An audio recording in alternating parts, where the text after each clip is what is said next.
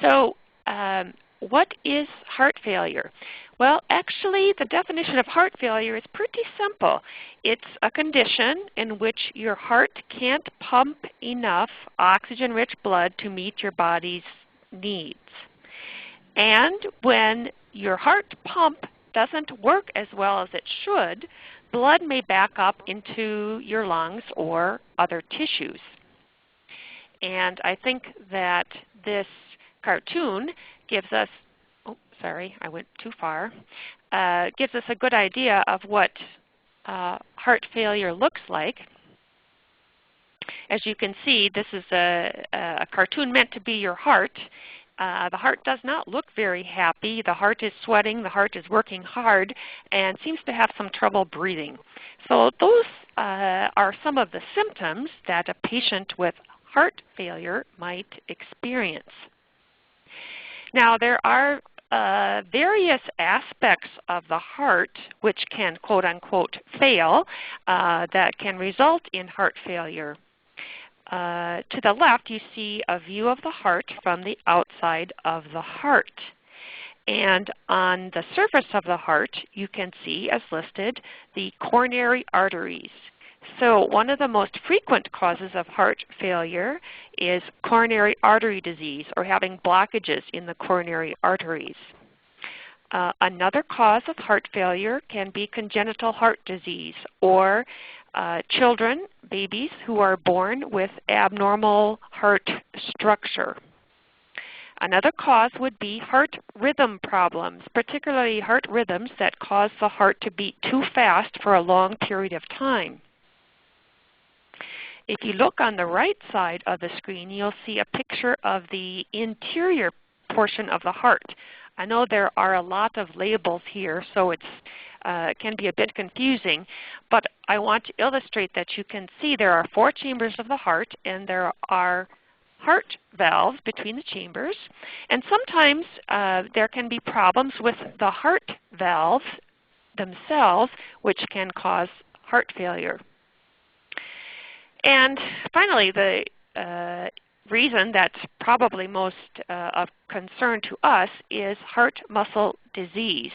That's when the actual heart muscle has a problem. And this is the reason that myocarditis can result in heart failure, because myocarditis is a disease of the heart muscle.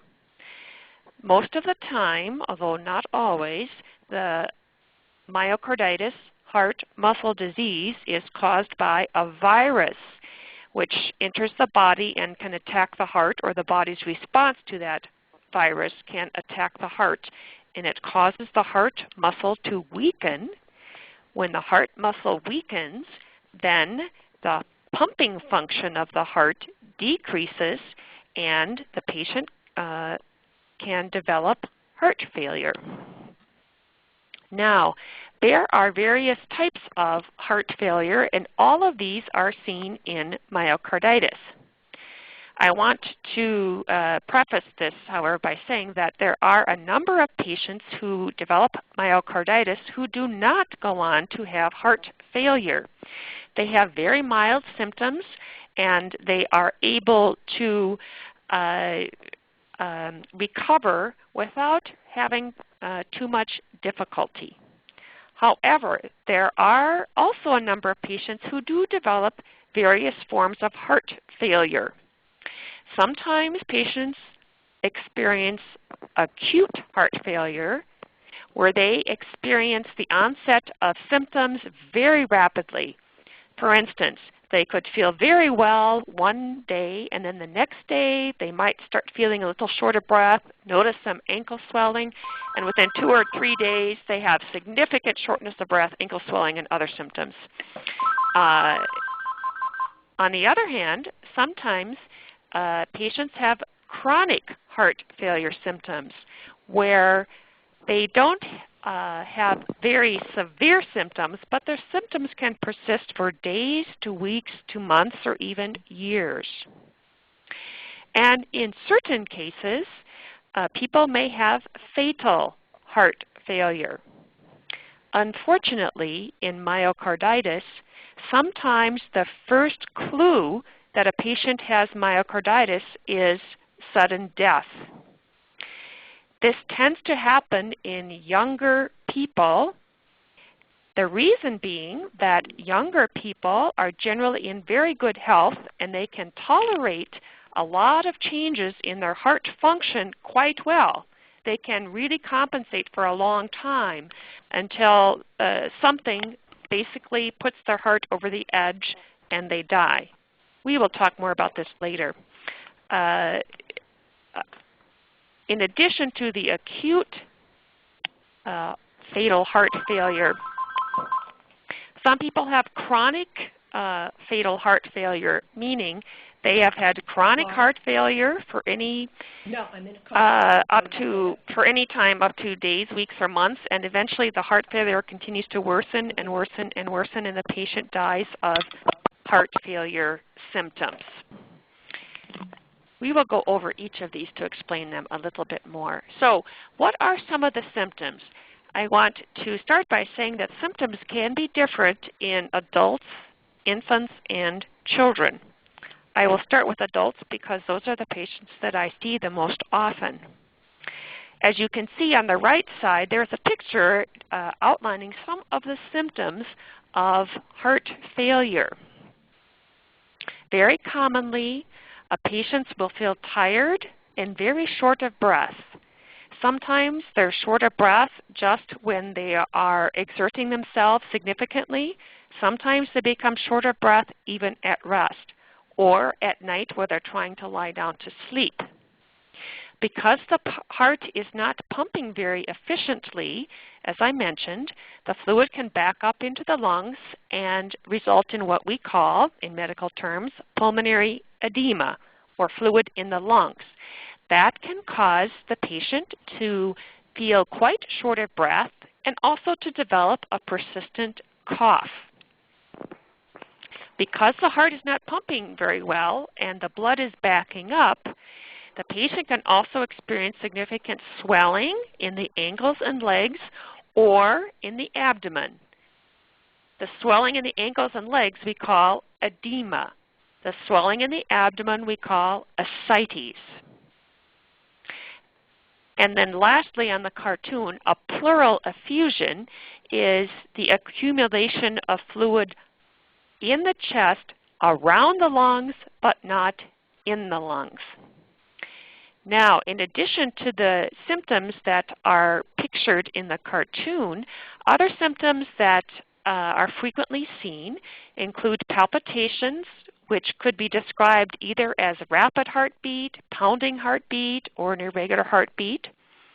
Chest pain, which sometimes can feel to the patient like they're having a heart attack. Weakness, lightheadedness, or even fainting, and a reduced ability to exercise. Now, in any one patient, not all of these symptoms are usually present. It may be one or two of the symptoms, it may be half a dozen, it may be all of the symptoms. Everyone is a little bit different. Sometimes patients only have a cough, which can be very difficult to connect with having a heart problem, because a cough, you'd think it's a cold or it's your lungs, something like that, but it actually can reflect heart failure.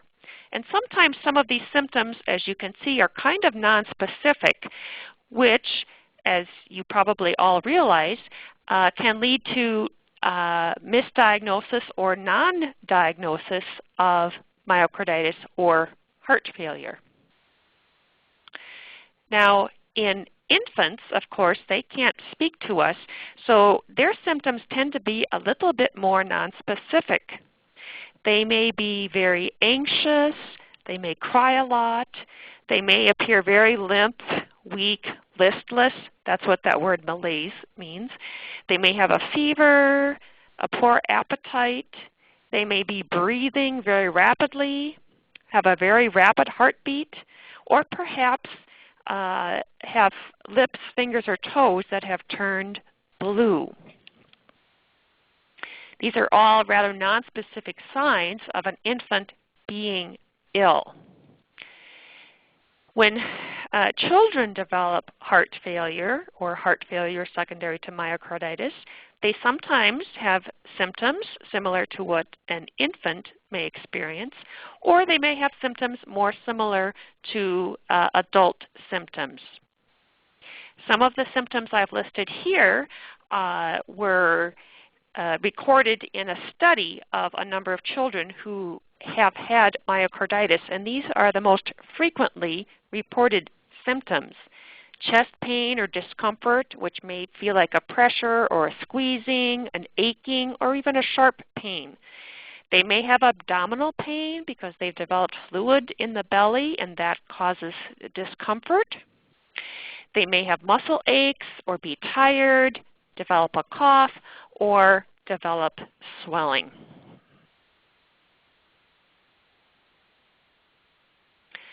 Acute heart failure is commonly seen in myocarditis. Remember, the acute heart failure is when a patient presents with rapid onset of symptoms, usually severe.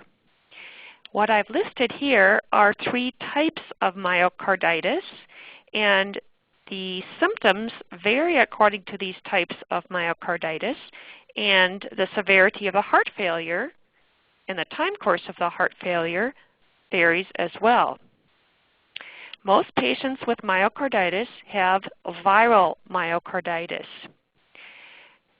In viral myocarditis, patients may have very mild symptoms and may not even realize they have developed a heart problem. In other cases, they may have very severe symptoms, which can lead to significant disability. Fulminant myocarditis is a different type of myocarditis, much rarer than viral myocarditis. In this type of myocarditis, the patient has severe heart failure, and that can lead to cardiogenic shock. What does that mean? It means that the heart really barely pumps at all, and not enough blood is getting to the brain, the kidneys, the liver, and other parts of the body, and the patient is very, very, very ill. In giant cell myocarditis, which is actually the rarest form of myocarditis, the patient has heart failure symptoms that progressively become worse and worse and worse despite optimal treatment. We'll have more on this later.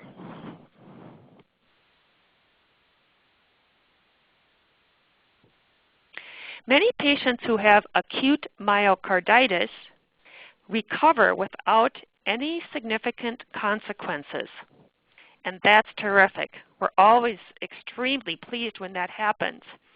However, in other cases, patients who have acute myocarditis may not recover and may develop what's called a dilated cardiomyopathy, or DCM.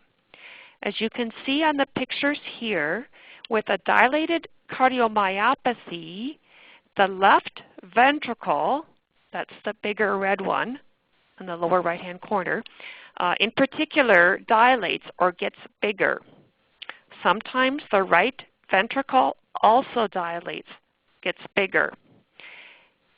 That's because the heart muscle fibers have stretched. And when the heart stretches out, the muscle gets weaker and loses some of its ability to pump. This can result in chronic heart failure symptoms, shortness of breath, swelling, fatigue, cough, and some of those other symptoms that I have mentioned. So this would be a form of chronic heart failure. The symptoms in chronic heart failure depend on how much pumping function the heart has lost. sometimes the heart loses minimal pumping function, and the patient really isn't very symptomatic. We can only say they are in heart failure because by doing an echocardiogram or an MRI, we can see that the heart muscle is weak. However, the heart is able to pump well enough and the rest of the body is able to compensate that they really don't have any symptoms. Nevertheless, even patients who have poor pumping function and seem to do very well in the long term can have what are called acute heart failure exacerbations. What does that mean? Well, what it means is, as I said, patients can be very stable. Their heart pumping function isn't normal, but they're well compensated until something kind of pushes them over the edge, and they develop more severe acute symptoms. This may require hospitalization for specialized treatment to get them back to a stable baseline. In patients with chronic heart failure, the heart pumping function and symptoms may remain stable for weeks to months or even years, but usually decline over time. Not all patients with dilated cardiomyopathy or chronic heart failure die of heart failure, but as I mentioned initially, there are some that do, and that would be called a fatal heart failure, but that's on a long-term basis. The symptoms of chronic heart failure are quite similar to the symptoms from acute heart failure, but they are usually less severe and the patient is able to manage them. Some of the symptoms are listed here: shortness of breath, fatigue, weakness, edema, fast or irregular heartbeat, a reduced ability to exercise, ascites, sudden weight gain, lack of appetite or nausea. And another thing that frequently goes unnoticed is the patients may actually have difficulty concentrating or seem that like they are, quote, out of it, unquote. And that happens because there's decreased blood flow to the brain, and the brain can be a little bit sluggish, just like the heart is a little bit sluggish. Now on to fatal heart failure, which I know some of your loved ones have experienced. This comes basically in three types or three forms, and one is sudden death with no warning, no precipitating factors. The patient simply dies. Another form of fatal heart failure occurs while a patient with chronic heart failure develops worsening symptoms, and while they are being treated for that, they may suddenly die. The third type, and probably most common type of fatal heart failure, is that the heart pump basically finally just gives out. The heart becomes so weak it cannot pump much blood anymore, and the body can't tolerate the lack of blood flow and oxygen, and the systems shut down and the patient dies.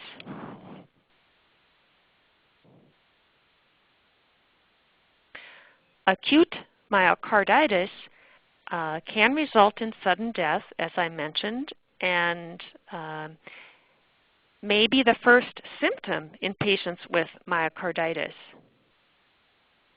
Now, sudden death occurs in patients with myocarditis of all ages, but according to several studies, the patients who are most susceptible to sudden death are younger patients, military recruits, which, as you suspect, are younger patients, and young athletes. Why is this? Well, I think it's probably due to what I mentioned earlier. These patients are young, they're fit, they're athletic, their body was perfectly normal before the onset of this myocarditis, and because they are so healthy and so fit, they can compensate for a long time for a weak heart until something finally happens that pushes them over the edge and the heart stops and they die without warning. These are perhaps the saddest cases of all because the death is so unexpected, and it leaves the family and friends with a lot of questions as to why did this happen? How could this have happened? To look at one of the main reasons that patients, my next slide is not coming up. Oh, sorry. There we go. One of the reasons that patients experience sudden cardiac death is a rhythm problem in the heart. This, in fact, is the most common reason for sudden death in myocarditis. I have put two ECG tracings on the slide. The top one shows normal sinus rhythm. You can see there's a regular rhythm, very even, very steady, with flat lines and then the occasional upstrokes, and basically I call them the normal squiggles that we see. The ECG on the bottom is an example of ventricular fibrillation. What you can see there is a very disorganized rhythm where the ups and downs are uneven and they're all over the place. This is illustrating what actually happens in the heart. When this abnormal rhythm begins, the heart is basically quivering and it's shaking so fast that it cannot pump any blood at all. And if no blood leaves the heart, the body cannot survive. So this is most likely the cause of the sudden death in young people who have myocarditis. Again, because they are so well compensated, they don't get the usual symptoms. Nevertheless, the heart is very weak, and we don't always know what causes that abnormal rhythm other than the fact that the heart is weak. But once this abnormal rhythm starts, the only way to stop that rhythm generally is to use a defibrillator.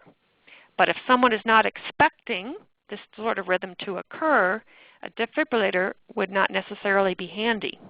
A patient cannot survive being in ventricular fibrillation for very long and will die within seconds to minutes.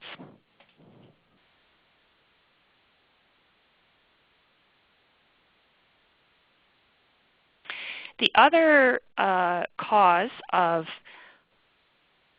death in patients with heart failure is pump failure. As I mentioned, as the heart as a pump fails, it becomes very weak. And what happens is patients' blood pressure can become very low. This end organ hypoperfusion means that not enough blood is getting to the various organs of the body, including the heart, the lungs, the liver, the kidneys, and those organs can start to shut down. When these other organs start to shut down, there can be some metabolic derangements, meaning that some of the electrolytes, for instance, the calcium, potassium, and sodium levels, can become very abnormal.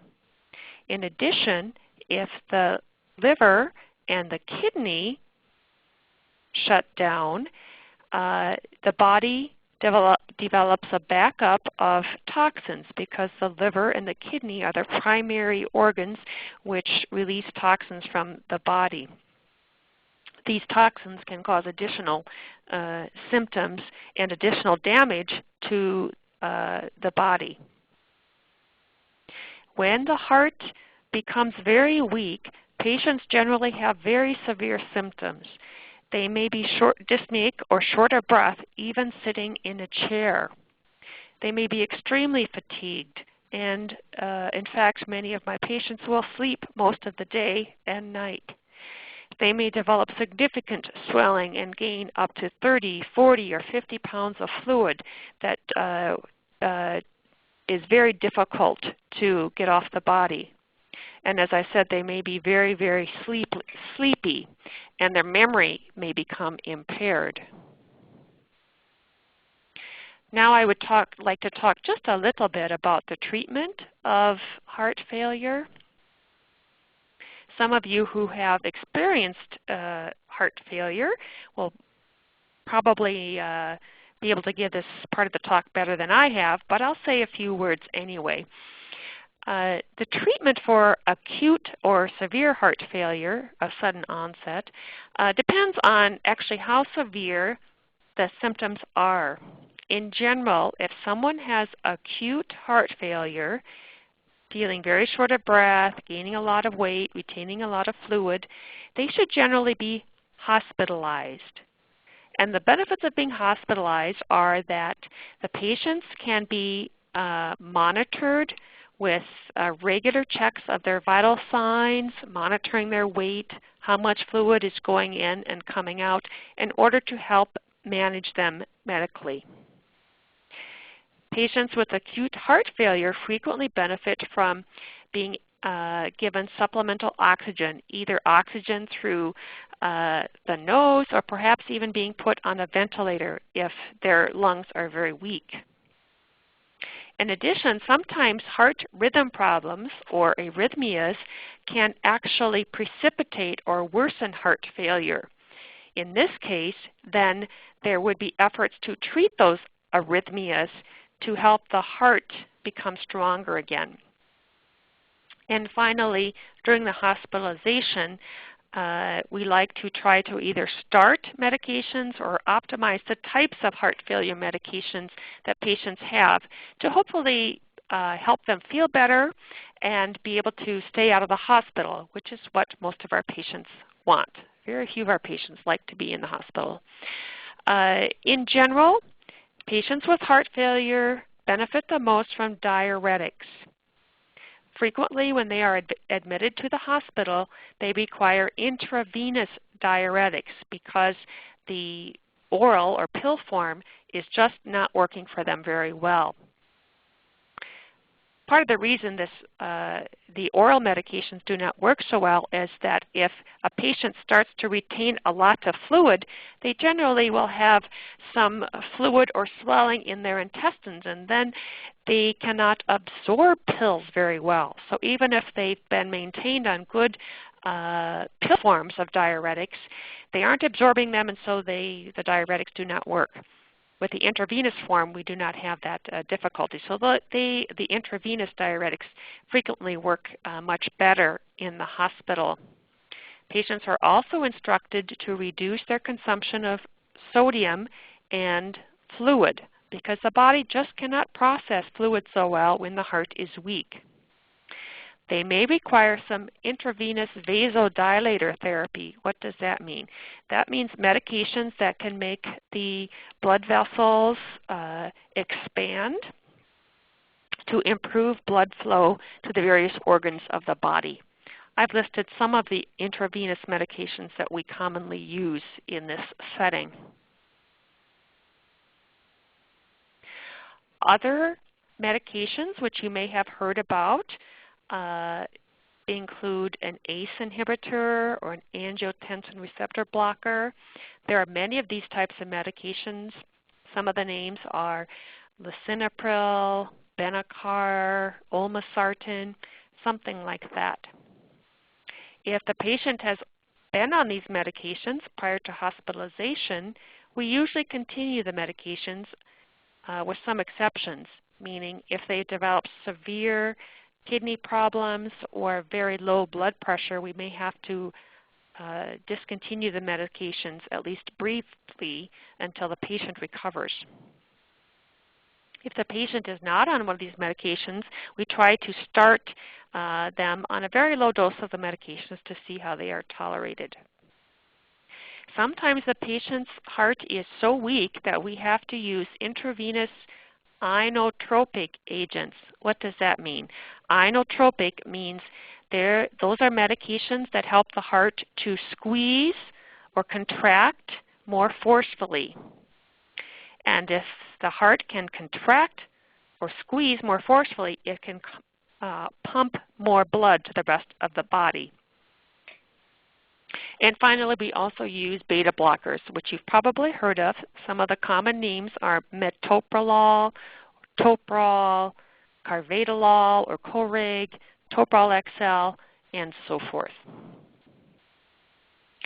If someone has acute heart failure that does not respond to any of the treatments that I previously mentioned, and they are very symptomatic, sometimes we use mechanical heart assist devices. You may have heard of something called a left ventricular assist device.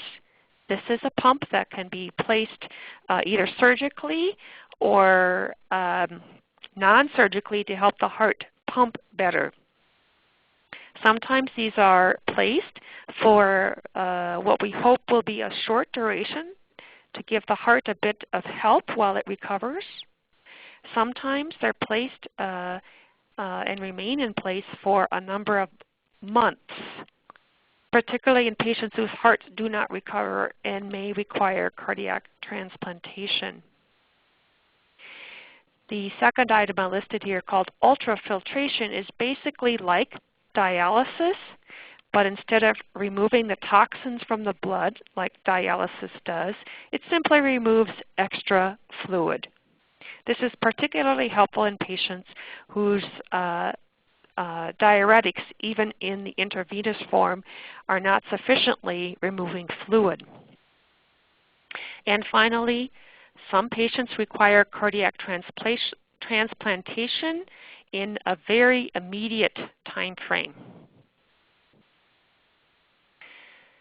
Chronic heart failure treatment is very similar to acute heart failure treatment, except this is basically an outpatient treatment. These are medications that heart failure patients would likely continue indefinitely. In addition to the diuretics, the beta blocker, the ACE inhibitor, or the ARB that I already mentioned, some of the other medications include aldosterone antagonists. Some of the common names for these are aldactone, spironolactone, or plerinone. In addition, some patients are prescribed nitrates. Some of these names are called Imdur, isosorbide mononitrate, isosorbide dinitrate, plus hydralazine. The goal of these medications is to open up the arteries so that they can give more blood to the rest of the organs in the body.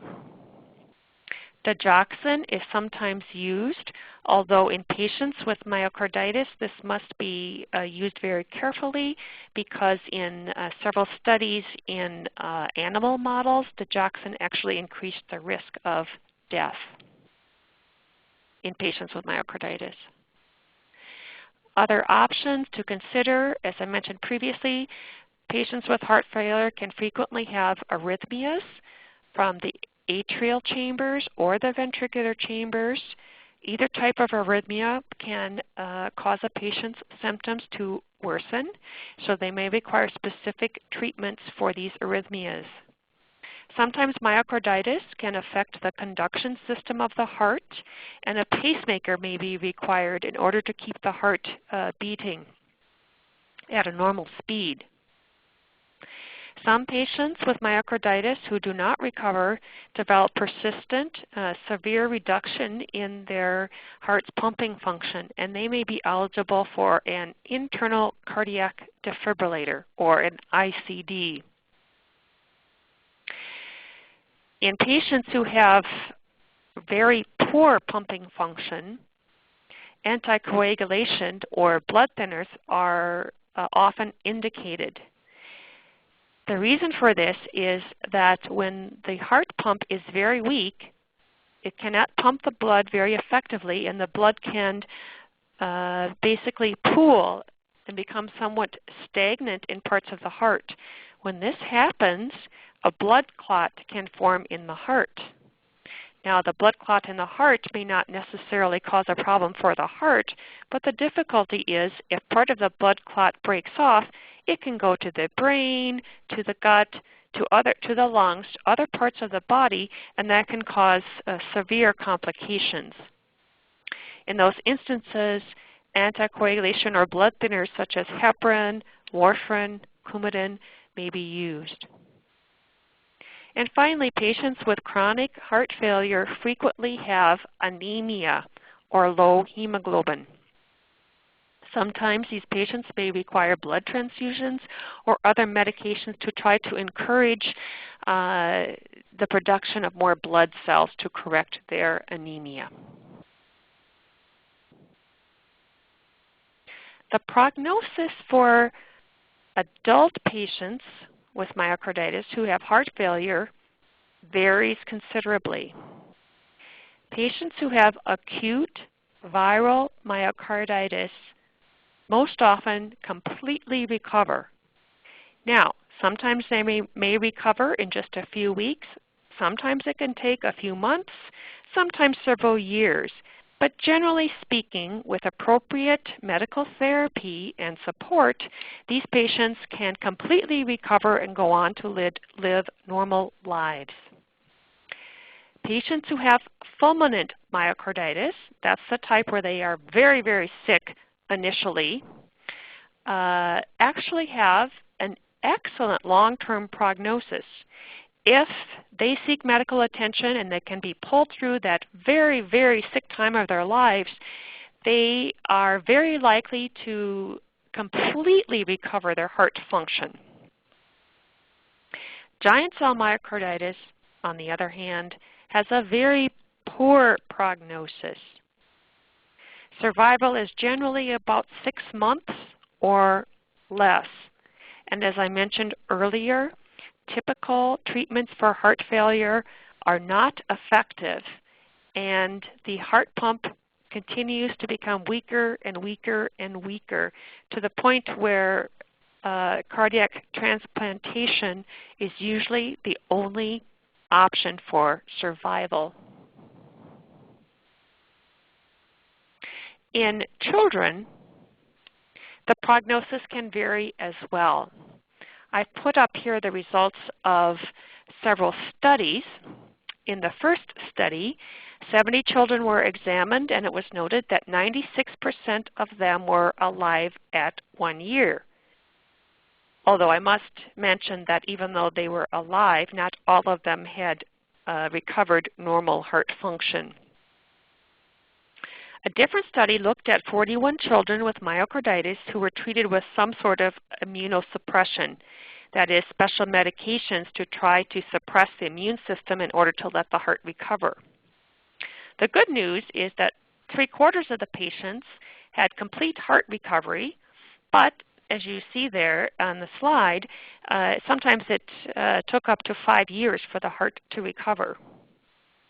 The other 25% of the children either died or required a heart transplant. Interestingly, a more recent study noted that children who do not completely recover their heart function may do well for up to 12 years and then develop chronic dilated cardiomyopathy and chronic heart failure. So the bottom line for these children are that if their heart function does not return to normal, they are at long-term risk for developing heart failure. We do not have the same sort of information regarding adults, so I cannot tell you what the risk is for adults who do not completely recover. That is still under investigation. Finally, I would like to say thank you. That is the end of my, well, I don't know why that went. I'm sorry, I'm clicking too fast. Thank you.